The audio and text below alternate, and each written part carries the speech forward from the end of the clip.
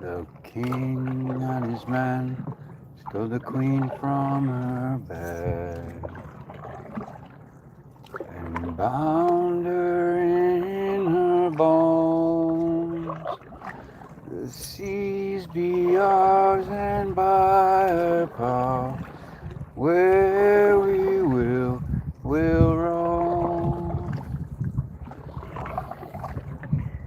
Yo ho, all hands, hoist the colors high. Heave ho, thieves and beggars, never shall we die.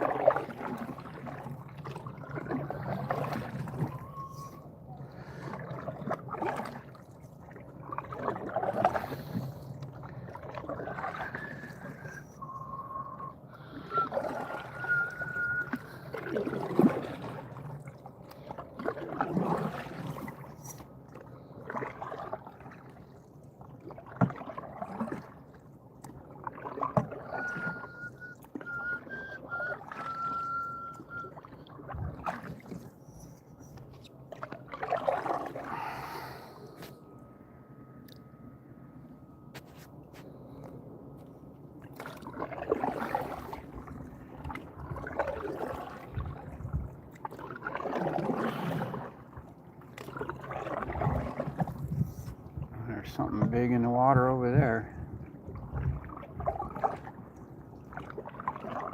You might have seen it on camera, but I wasn't looking. I just saw the splash.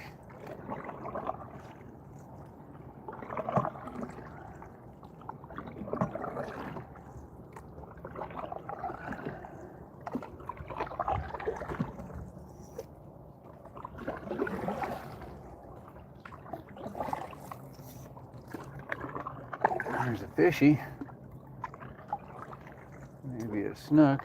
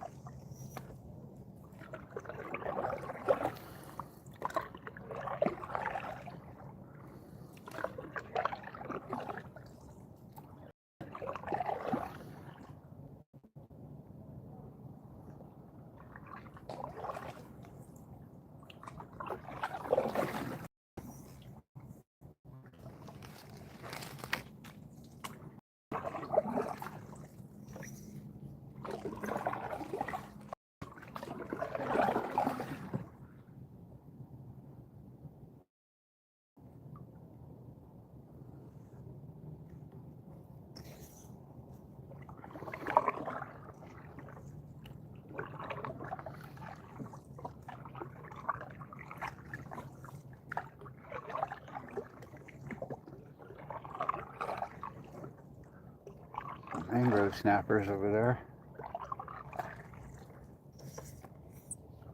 My fishy friends are happy to see me.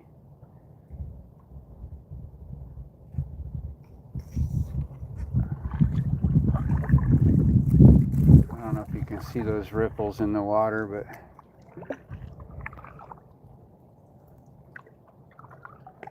that's made by these mangrove snappers and mutton snappers. And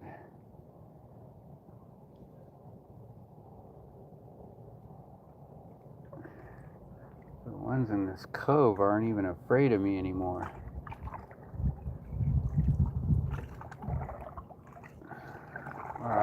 I don't fish here.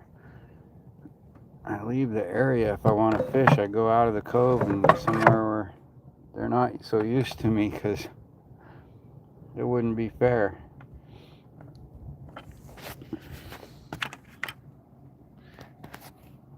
Oh, hey, Josh.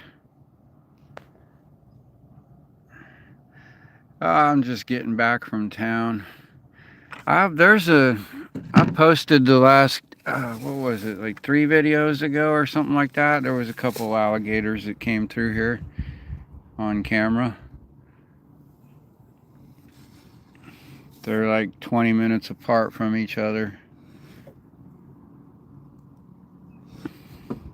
I got a few good close-ups of some alligators. I got a real close-up of a baby alligator. I saw a few today, but didn't get them on camera. I do believe I got the slider turtle that came by. Got him on camera.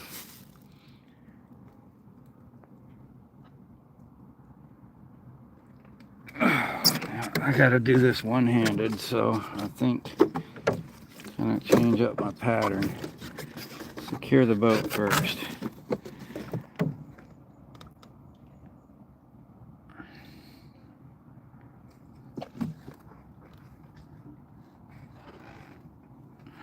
The gators do come through here, but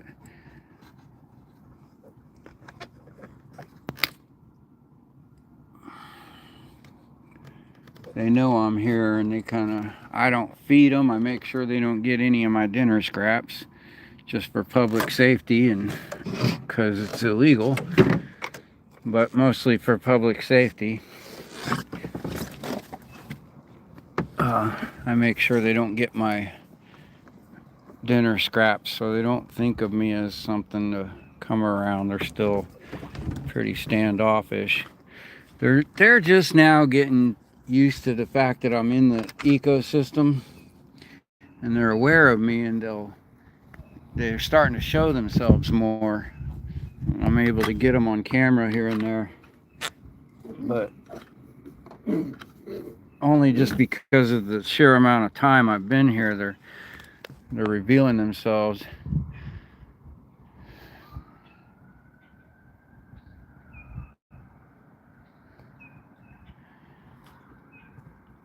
But yeah, I gotta be super careful, make sure they don't get my dinner scraps and start thinking of people as a source of food, because then they start coming up to kayakers and kids on the shore and people having barbecue and thinking that they're welcome to the party.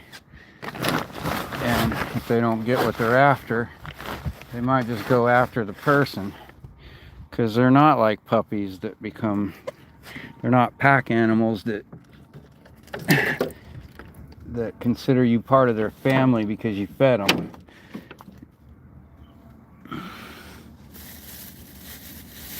They just consider you a food source, whether you feed them or not. After that, they just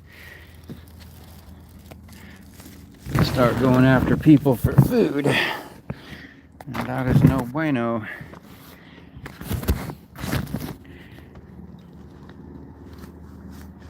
In fact, if you're in Florida and you see somebody feeding alligators, and they're not on an alligator preserve and farm or somewhere where they're protected or like rescue creatures or whatever, a zoo, yeah, you should report it. Because the reason the alligators here in Florida don't go attacking people like they do in Australia. And yeah, because they don't think of us as a food source here. They're not in competition for a bunch of food, and they just don't think of humans as a source. We don't want to change that. As soon as they start stalking us for food, and then their young start learning that, it becomes a learned habit that gets passed down over generations. And yeah, if I tap on the side with my pan like I'm cleaning the dishes, they'll come over, because the fish do get my scraps, and that's pretty unavoidable. I just make sure it's not alligators getting them. Oh, phone's dying. Better plug in real quick. I mean, it's kind of, when I clean my pan, it's kind of unavoidable that the fish under me are gonna get it, which is why I don't fish here. It's just it's like, you know, you don't deer hunt where you've been feeding the deer. It's not sporting. It's not. I mean, if your life depended on it and you had a family to feed, you do what you got to do, but it's not moralistic or legal, and it's certainly not sporting. So I'm always preaching about that. Don't fish where you feed fish. Don't, you know, like, if you absolutely got to wash your dishes on the waterway, you know, don't go after those fish that are getting it. Not fair. Here's one little, looks like a mutton snapper. Let me see if I can show you.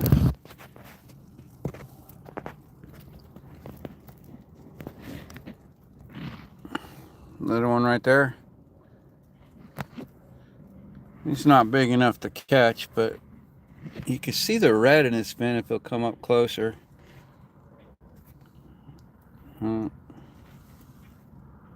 Sometimes I can noodle him over. There's some big mangrove gray snapper under here that comes by a lot. So there's a bunch of, that was a little red fish. There's another one. Red snapper. Yeah, the tarp shade does help to get a good view of them. Oh. And there's all these little, I don't know if you can see them here, but there's minnows everywhere. I get an occasional, like a sport fish will come through, or like I said, a slider turtle came through this morning, and I didn't even notice him. He was right under my elbow, and as soon as I moved to look down and saw him, he startled and took off, and he resurfaced on the other side of the canoe over there. It's weird that he was sitting here right next to me, checking me out for God knows how long, and didn't take off until I saw him.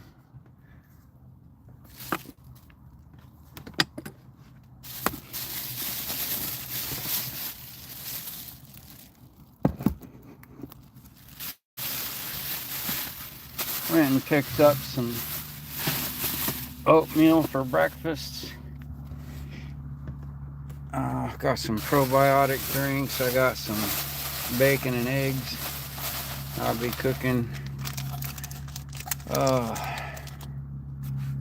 And I'm roasted from the heat.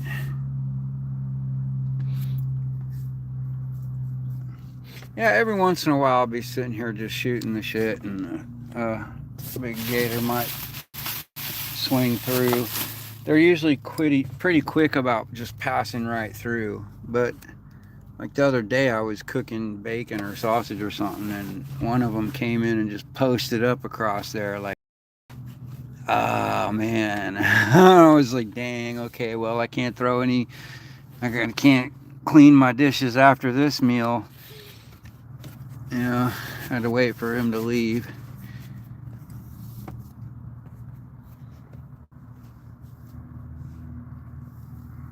But they're definitely out here. It's just not like the swamps where, I mean, even in the swamps they're kind of shy. It's just they're easier to spot because there's so many of them and there's really nowhere for them that isn't already occupied by another. So, the gators here see you and they take off. And the gators down in the Everglades, they see you and they don't really take off because the spot next to them is full of gators too. And if any one of them moves and tries to take off, it stirs them all up and just reveals they just try to lay still and not get seen rather than try to duck and hide. Whereas here they're sparse enough they duck and hide.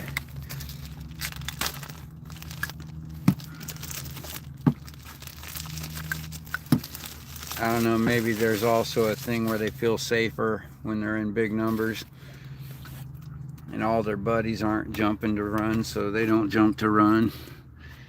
It's good that they have a healthy fear of humans, though. You want to keep it that way when it comes to alligators. And I've made friends with a lot of animals in the wild. You would not believe the wild animals that you would think would just maul people that I've made friends with. But when it comes to gators, I ain't trying to make friends with them. They're not sweet. They're reptiles, man. You don't make friends with gators.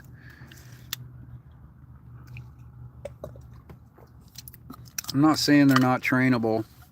I'm not saying they're not manageable for certain people that know exactly how they move and what the dangers are and how to interact with them and not get bit. Yeah, there's certain techniques to it. A lot of these people showing off on YouTube aren't explaining that to you, that it's not that this gator that they're feeding is super friendly and won't bite. It's that he's holding his jaw up from underside, such a way that he can't bite him. Or, he knows how the gator can bite and can't. And he's just in a position where it's not possible. Like, they protect themselves, but they may not explain it to you. Don't think because you see somebody stroking the gator's head that it's safe for you to just go up to a gator and throw him a couple fish and he'll be your buddy. It doesn't work that way. They will bite you.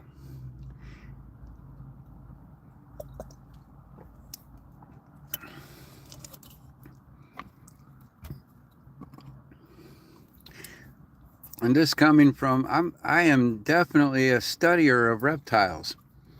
I've raised some reptiles. I've kept big snakes.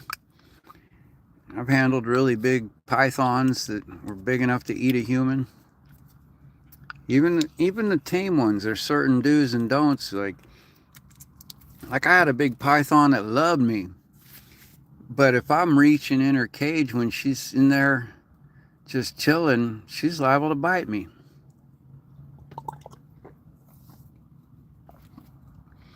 If I ever wanted to take her out of the cage, I had to use a snake hook to get her out. Or I would just open the cage and close the door so she can't get out of the room, and I just let her come out on her own volition.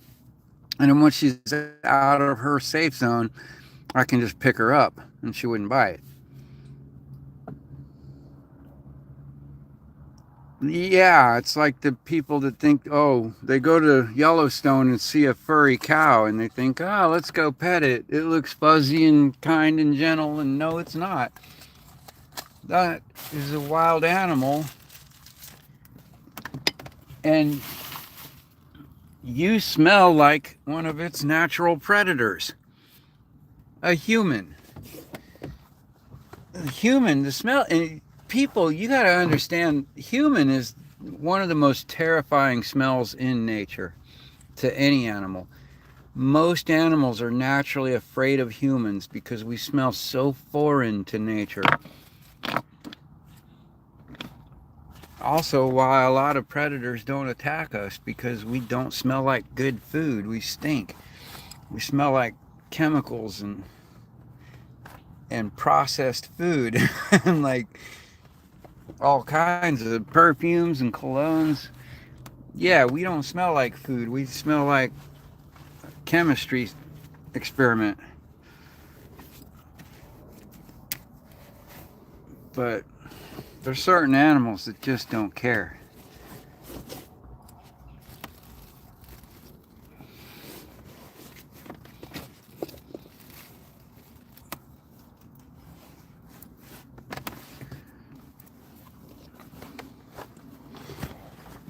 And to a buffalo,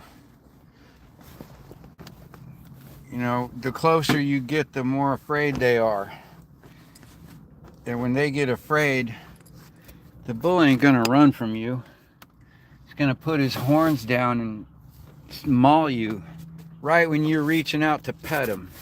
It's about the time he sticks his horn right through you and flips you 10, 15 feet into the air and then stomps on you when you land.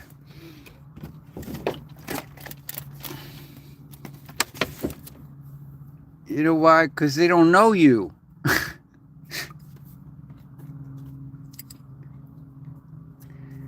Just like there's tourists that come here to Florida and they see movies like Flipper and Winter, and they get this impression that all dolphins are approachable and friendly and you can just walk up and pet any dolphin that'll let. Man, you would not believe how many tourists got their finger bit. One guy lost a finger over in Clearwater. It was the same dolphin kept biting different tourists. It's like, dude.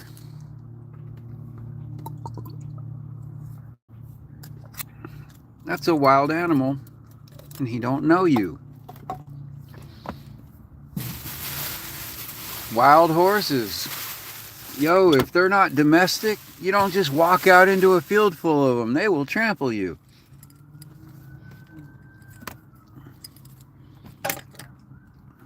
Just because they're vegetarian doesn't mean they're not deadly.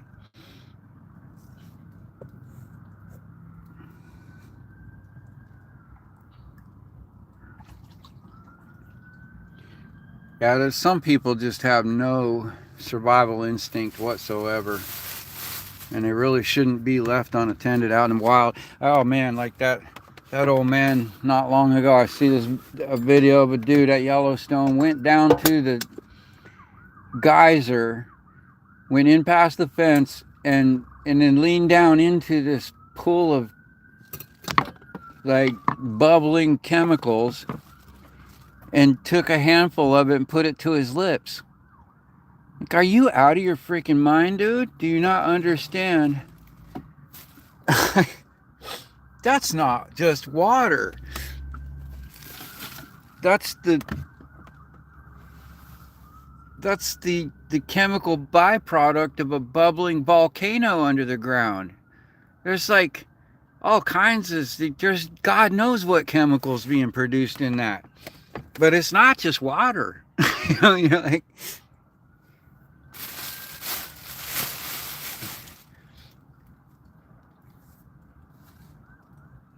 man. Like, holy shit, you're a grown man and you're acting like a 3-year-old. You know, a 2-year-old, you put them down and you expect them to taste everything. But a grown man, come on, dude. Are you just that brain dead? You shouldn't even do that in a ice cold mountain stream, you know. Like, just drink out of it.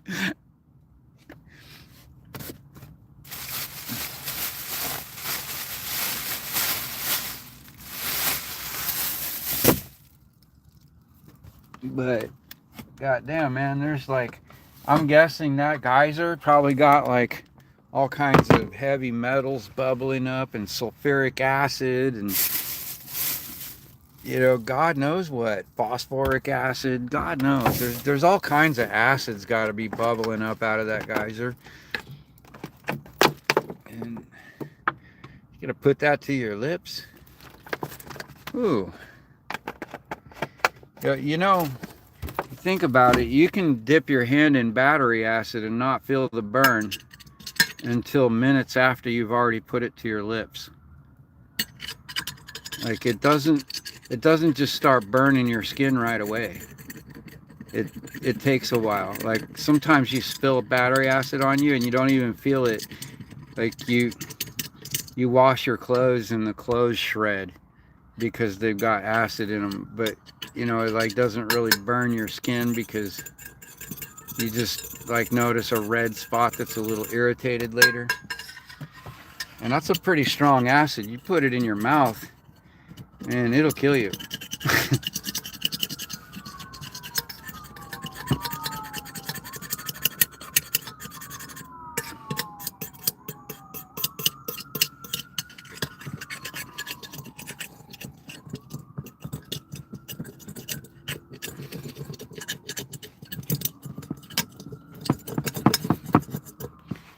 You know, a good rule of thumb is if it's coming out of the ground and it's bubbling and steaming, you don't put it in your mouth. It's just a general rule of thumb.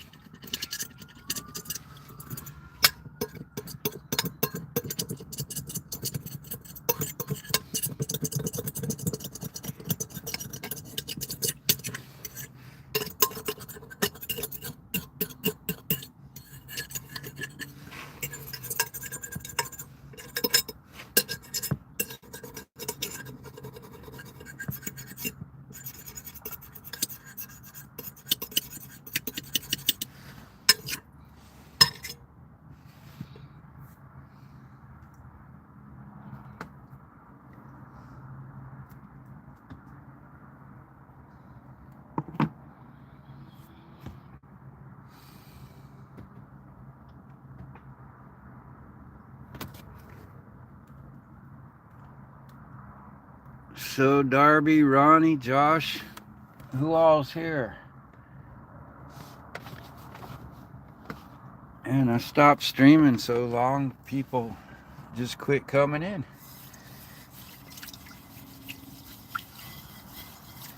But it's what it is, you know. When you got a hole in your boat, you got to handle it. It doesn't leave a lot of time for streaming live videos.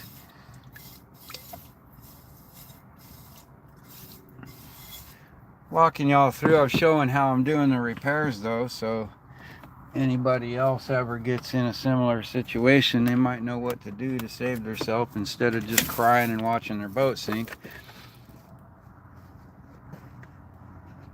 Eggs, bacon, and sausage. Yeah, that's about where I'm at. I'm scrubbing the pan clean now so I can throw some bacon in there, fry it up, and then I'm gonna fry a couple eggs in the grease from the bacon. And yeah, I know it sounds like breakfast, but it's lunch, supper, whatever you want to call it.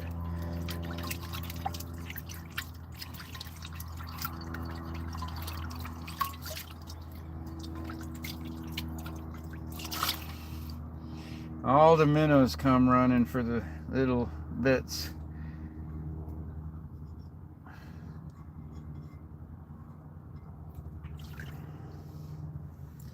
Sorry guys, the two redfish are over here begging for scraps. I'm like, yo, I haven't even cooked dinner yet. I'm just cleaning the pan. They're already begging.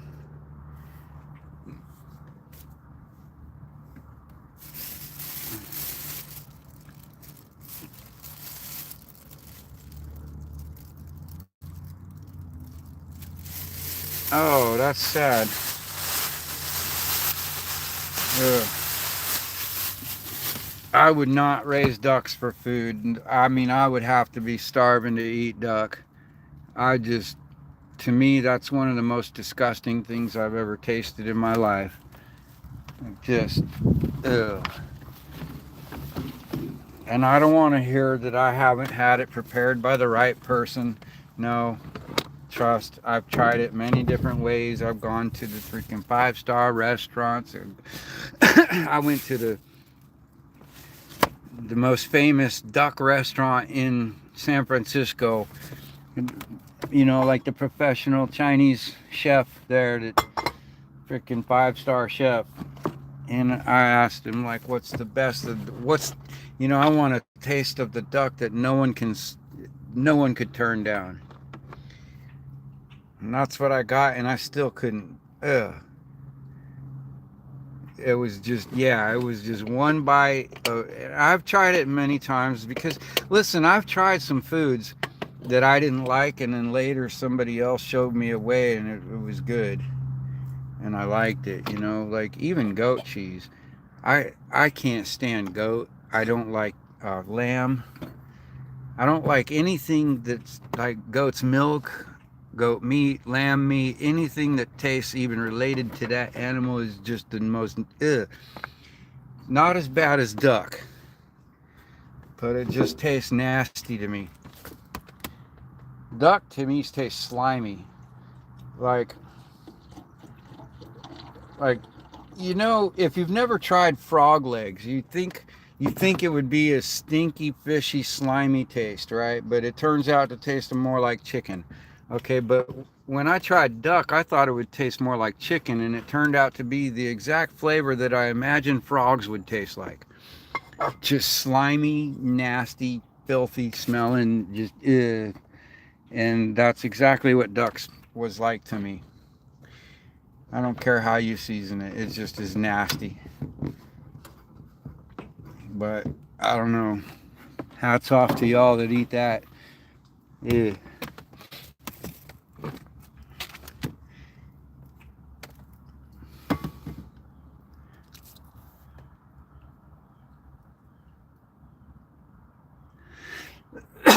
Yeah, no, man, I just have to find somebody that likes to eat duck. Yeah, I know you don't want to just kill him for no reason, but if he's not going to be able to walk and stand, he's not going to make it without a disability check, you know, and ducks aren't eligible for disability, so I totally get it. You might wait. You might wait a little bit. Give him a little soft food that he can eat without struggling much. You know, give him some water and see if he doesn't try to, like after a few days, try to come back. You know, sometime. How long has it been? You know, because it's just been one day or two, then give it some time.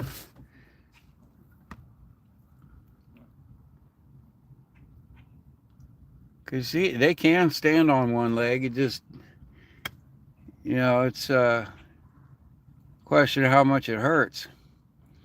But hey, yo, I'm in a lot of pain every day. That doesn't mean I'm ready to just die and give up on life. You know, like if I couldn't walk for over a year, you know, and, you know, if I just gave up because I couldn't walk, I'd be dead. I'm out here enjoying life. Your little ducky buddy might be the same. He might just need some time to get back on his foot. Over a week.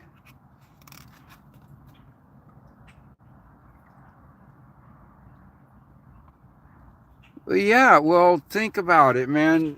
It takes over a year for a shattered bone to really stop hurting, and that's if it's knitted back into its proper shape.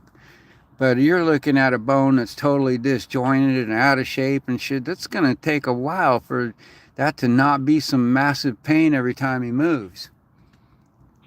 You know, so if he's eating and drinking, it means he wants to live. And if he's even trying to get around, you might not even want to. Have you thought about like putting it in a splint? Have you set the bone, put it in a splint, or tried to support it in any way? Because it may be that he's just in too much pain and it hurts him a lot. So yeah, he's going to lay around a lot.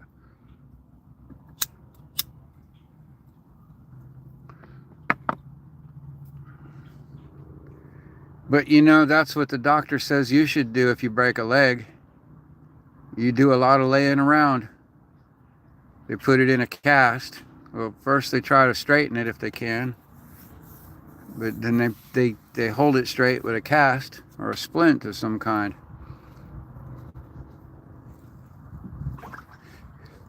Even then, just because they put a cast on it don't mean you can walk around on it. You know, like they still tell you to stay off of it.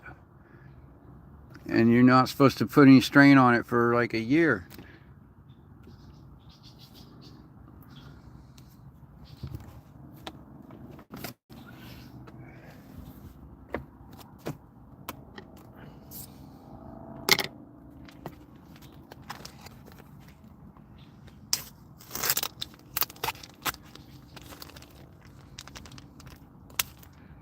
Okay, splint. That's good. Yeah, give him more than a week, man. You know, especially if you're not into eating duck. You know, give him more than a week. It's not.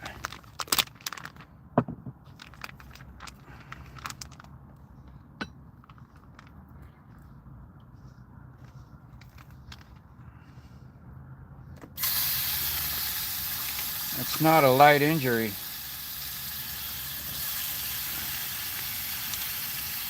I mean, if you think about it, in the wild, without the help of humans, that duck would be done for sure.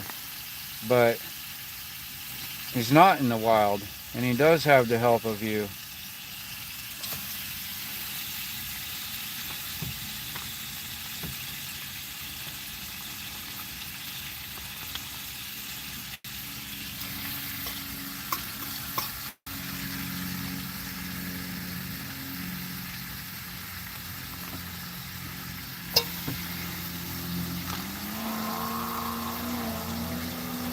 I'll bet you give it another 2 weeks and he'll be getting around a little better. Within a month he'll be hopping around on it, on the one good leg. If he's got one good leg, he'll be hopping around on it within a month.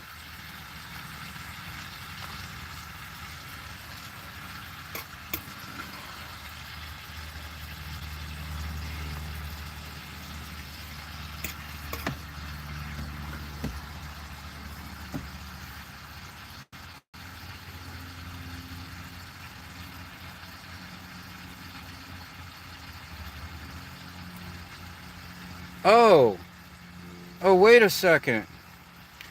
Does he have a pool of water to float in?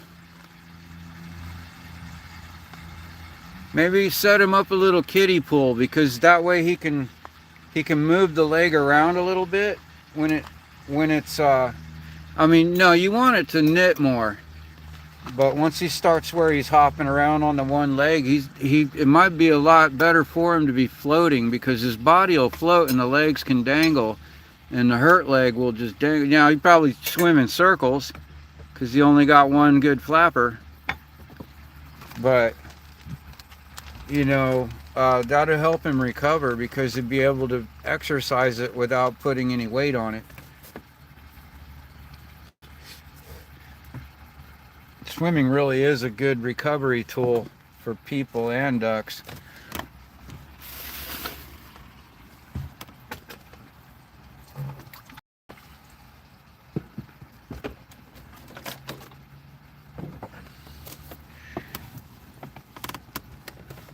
Yeah, a little kiddie pool might be just the thing to help him out.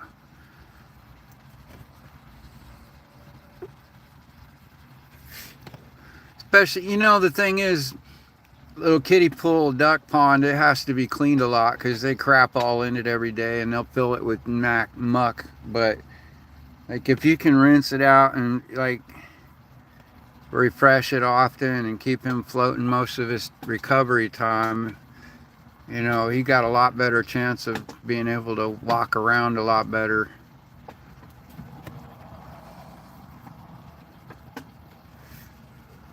Yeah, they're cheap, man. That's a cheap thing.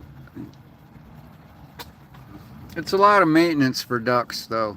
I'm gonna warn you right now. All the ducks will jump in it and shit in it and fill it full of muck overnight every day. You just gotta pour it out and rinse it out and freaking refill it every day.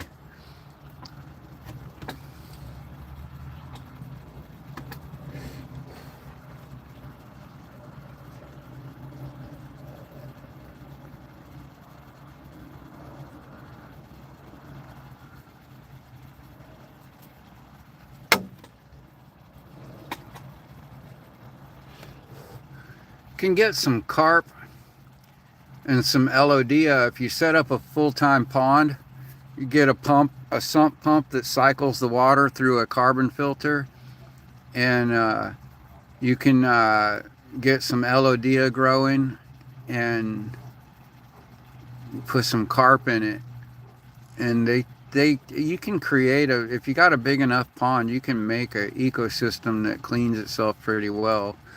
But they are just really nasty. It's hard to do anything but just refresh the pool every day.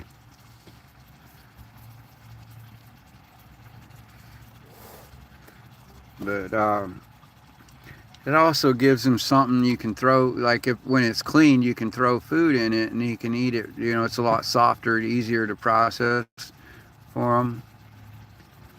A lot of times you'll feed ducks, if they got water around, they'll take their food to the water and dip it in it.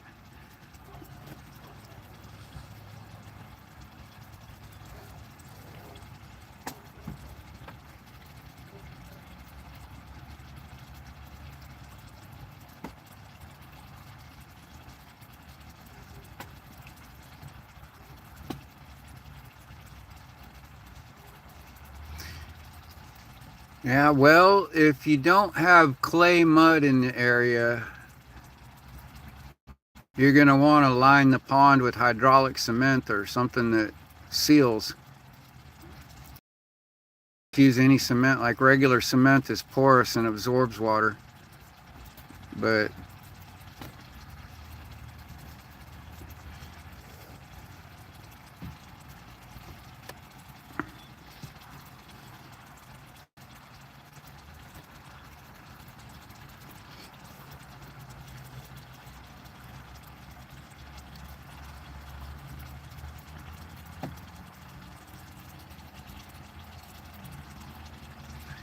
I think even clay allows water to pass through.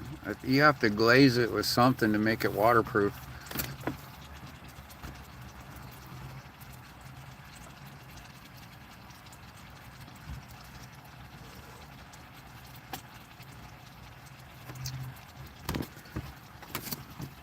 But the key with a duck pond though is you really need to have good circulation, filtration, and aeration going, because they get so nasty so fast.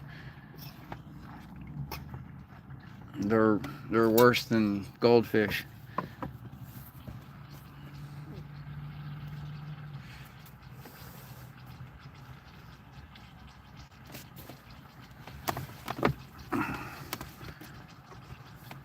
Clay is good, but you're still going to have to surface the pond with something, or you just be filling it with water and it'll just drain down to the water table.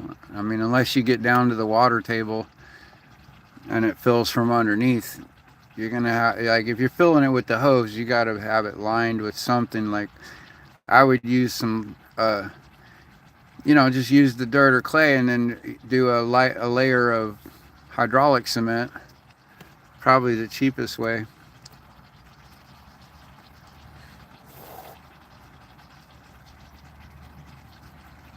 Same stuff I use to patch the hole in my boat.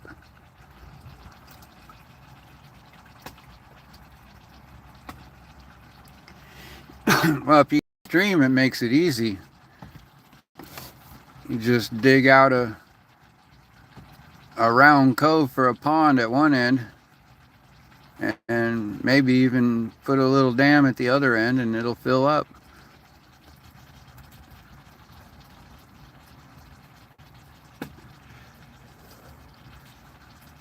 Yeah, you could direct the stream through and then back out into its bed. There's different ways to do it. If you got a stream, that would be ideal, because it's just going to be self-cleaning. But you have to look at your county ordinances, your state laws, because they got some laws on what you're allowed to do with the naturally flowing water that goes through your property. Some states are pretty strict on that. I know Tennessee can allow you to like redirect a little flow. Certain states will allow more. Like if you want to make a little water wheel for power or something. But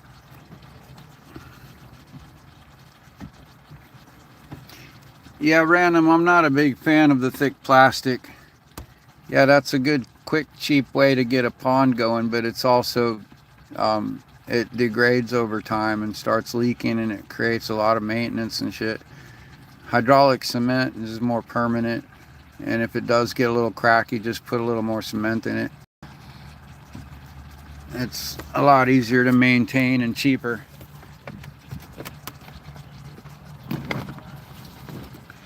It probably costs a little more to install, but in the long run, you're going to save a lot more money by using hydraulic cement than a plastic membrane or even a rubberized membrane.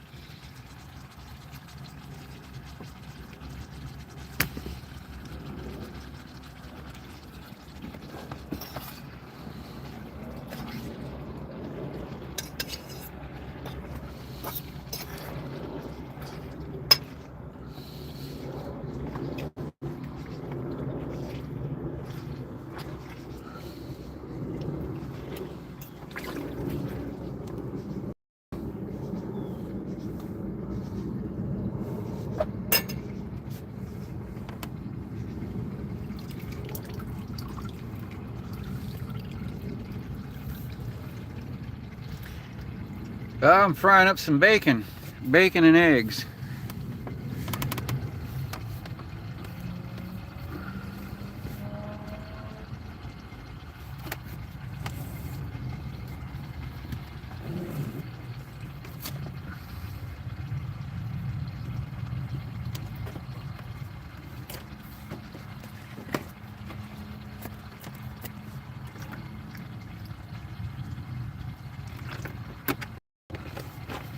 Uh, you got to watch how you use that word on the internet, man. You probably just got several three-letter agencies on my shit.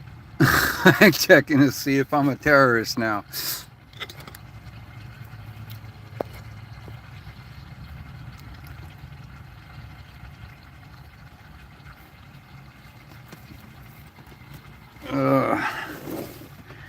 Let's see.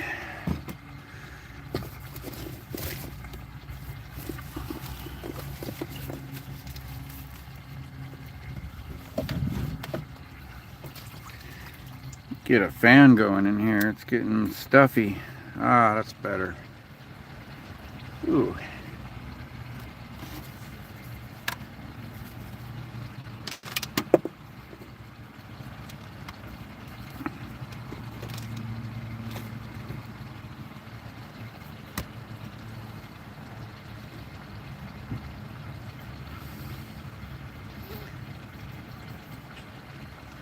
Yeah, well, that's what I'm saying, random. Use hydraulic cement, and you don't have to seal it with any rubberized coating. If you use regular concrete, then yeah, you have to seal it with something like elastomeric paint. But that shit's like, what, $200 a gallon? Yeah, it's easier just to use hydraulic cement. It's like $10 for 10 pounds, $1 a pound.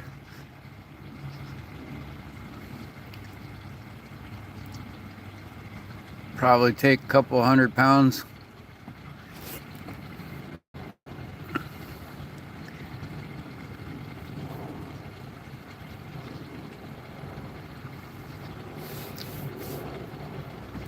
No, hydraulic cement is actually the cracking depends on how you pour it. Like, but underwater not so much, because it stays a more constant temperature. The cracking comes from stressing and from temperature differentials. Like if it's drastic changing, hot and cold, like on a driveway and stuff. But I mean, sure, it can happen in a pool too from settling. But that's what I said, it's a lot easier to just get a tub of hydraulic cement for $10 and seal a crack. You don't even have to drain the pool to seal it, because that stuff will set up underwater.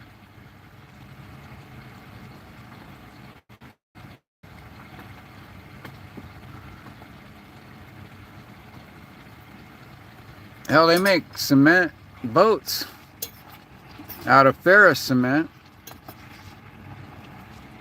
That might be a cheaper option than hydraulic cement, is you could use like a ferrous cement to lay the pond and then put a coating of hydraulic cement on top.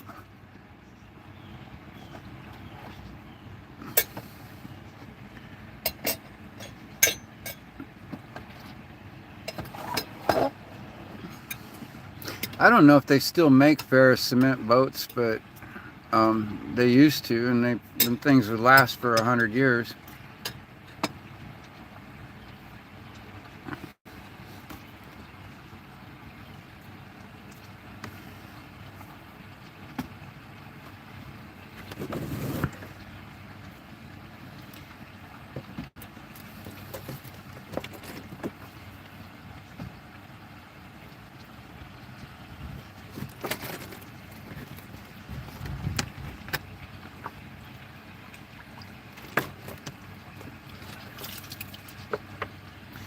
Yeah, well, you can mix it too loose. You can mix it too dry, and if like you don't mix enough water into it, it can tend to crack, or mix too much water and it can lose bond and just turn into shake.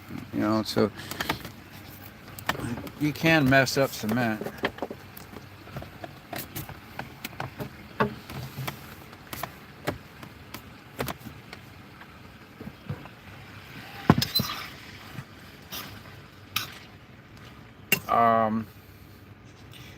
You might add a bunch of chopped fiber to the cement, and that adds structural, gives it more flexibility, gives it more structural strength, and ability to expand and contract without cracking.